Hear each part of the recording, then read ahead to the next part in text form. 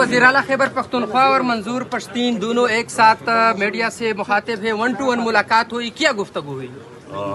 جرگے کے حوالے سے بات ہو رہی تھی، پرامن طریقے سے انشاءاللہ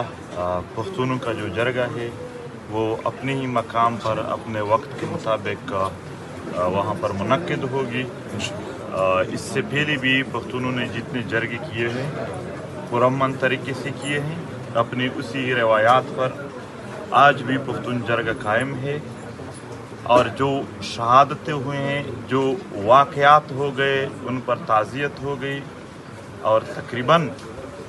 پوری پختون قوم اپنے جرگے کے شہداء پر خفا ہے، اس کے حوالے سے بھی بات ہو گئی۔ اور یہاں پر پختون بیلٹ میں امن اور پختون وطن کے حقوق کے لیے پرامن طریقے سے جتنے بھی جرگے ہیں یا جدوجہد ہے ان کو سراہنے پر بات ہو گئی کہ اس کے حوالے سے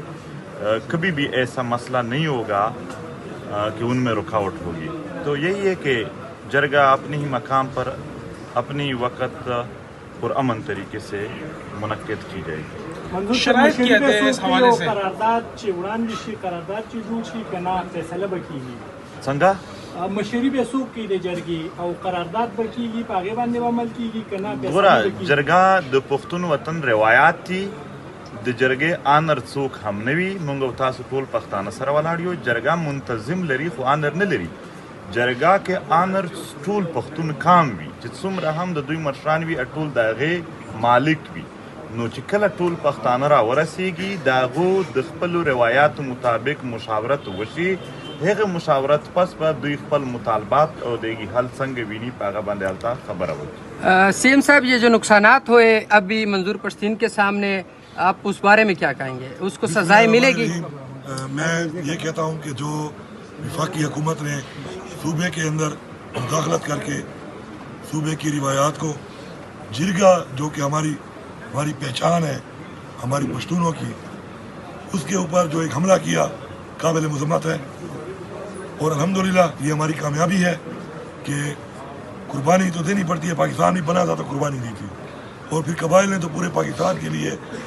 امن کے لیے بہت قربانی دی ہے، ابھی بھی شہیدوں کے ذریعے قربانی دی گئی ہے، لیکن اس قربانی کا انشاءاللہ ثمر بھی آئے گا، اس کا انشاءاللہ پھل بھی ملے گا۔ اس طرح ہمارے ابو اجداد نے دی، آج ہمیں ایک آزاد ملک ملا، اس طرح ہم دیں گے، ہمارے بچوں کو جو ہے ایک بہتر امن ملے گا، بہتر پاکستان ملے گا۔ تو اس میں انشاءاللہ آج اس کی قربانیوں کا یہ پھل ہے کہ ہمارا وہ جرگہ وہیں پر ہی اسی جگہ پر انشاءاللہ ہو رہا ہے، کامیاب جرگہ ہوگا انشاءاللہ۔ تمام جو مسائل ہیں، مطالبات ہیں، ان پہ بیٹھ کر یہ لوگ مشاورت کریں گے، اور اس کے بعد انشاءاللہ میرا یہ بھی وعدہ ہے کہ مشاورت کرنے کے بعد جو بھی قرارداد پاس ہوگی، میں بحیثیت وزیر اعلیٰ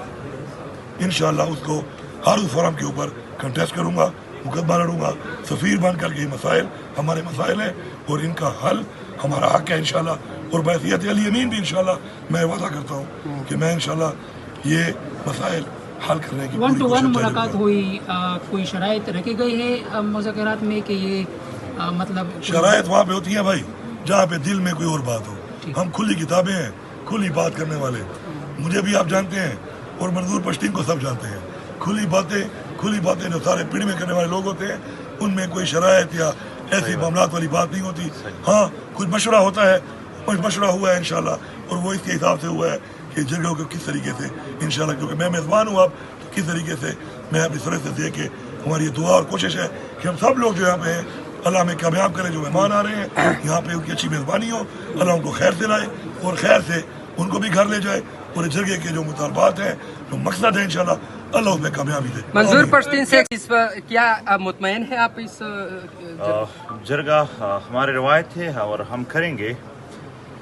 اپنے نوجوان شہیدوں پر مجھے افسوس ہے، مگر ایک بات، ایک پیغام اس وطن کو برباد کرنے یا اس وطن کے بدخواہوں کے لیے ہے کہ اس وطن کا ہر شہید جو گزشتہ دہائیوں سے ہو رہے، چاہے وہ صحافی ہے، چاہے وہ طالب علم ہے، چاہے وہ سیاسی پارٹیوں کے نوجوان یا قائدین ہے، چاہے یہاں پر وکیل ہے، ڈاکٹر ہے، مدرسے یا اسکول کالج کے طالب علم ہے، چاہے عام عوام ہے، جتنے شہداء ہے، کل کے شہداء تک ایک کا خون بھی پختون کام کسی کے لیے نہیں بخشے گا اور سب کا حساب کتاب انشاءاللہ ہوگا. لیکن یہ حقیقت ہے کہ اس کے لیے ایک جرگہ ہونا ضروری ہے کہ جرگے میں لوگ اپنا پیغام لے آ سکے, جرگے میں اپنے حساب کتاب, جرگے میں اپنے غم اپنے درد کی بات کر سکے. اس کے حوالے سے وہ اکٹھے ہو کر ایک مشاورت کر سکے, اور اس کے لیے مشاورت انشاءاللہ جرگے کے ذریعے ہو جائے گی. بہت شکریہ آپ سب. Thank you. P T M کو کالا دم قرار دیا گیا ہے, اس کے حوالے سے کیا کہیں گے آپ؟ پی ٹی ایم کو کالا دم قرار دیا گیا ہے وفاقی حکومت کی طرف سے. جرگہ ہو رہا ہے, جرگہ جب ہو رہا ہے تو کلا دم انہوں نے کہا تھا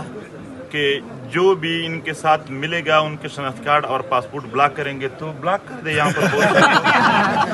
اور میرا اپنا بٹوا لے گئے ہیں, صرف میرے بٹوے کو بھی ڈال لینا اپنی لسٹ میں. میرا بٹوا بھی لے گئے, شادی کارڈ اس میں تھا, شادی کارڈ یہی تو میں بات کر رہا تھا کہ ہم تو مظلوم کا ڈیٹا اکٹھا کر کے اس کو پیش کر رہے ہیں, تو جتنا ظلم آپ لوگ کے ساتھ ہوئے وہ بھی پیش کریں گے.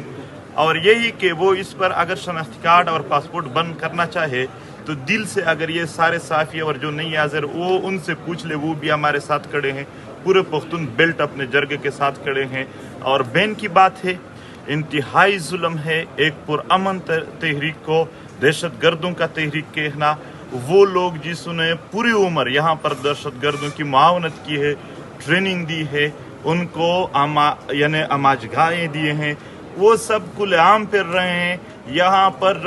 احسان اللہ احسان جیسے لوگوں کو بھی بنگلے دیے گئے, مگر وہ پی ٹی ایم جس نے ہمیشہ امن کی بات کی ان کو دہشت گردوں کی لسٹ میں ڈالنا یہ ظلم تھا, یہ جبر تھا اور انتہائی ظلم تھا. یہ صرف ہم نہیں, آپ نے دیکھا ہوگا کہ پورے پختون بیلٹ نے اس کی سخت مخالفت کی, سارے سیاسی پارٹیوں نے, کہ یہ غلط ہے. وہ ظلم کر رہے ہیں, وہ جبر کر رہے ہیں. لیکن ایک بات ہے, ہمارے سینے بہت چوڑے ہیں. ہم نے شہیدوں کو یہ ظلم جبر کو بڑے ہی کھلے دل سے برداشت کیا. ان کے لیے یہ پیغام ہے کہ ایسا نہ ہو کہ جب آپ کی باری آ جائے تو آپ کی چیخیں آسمان تک پہنچ جائیں.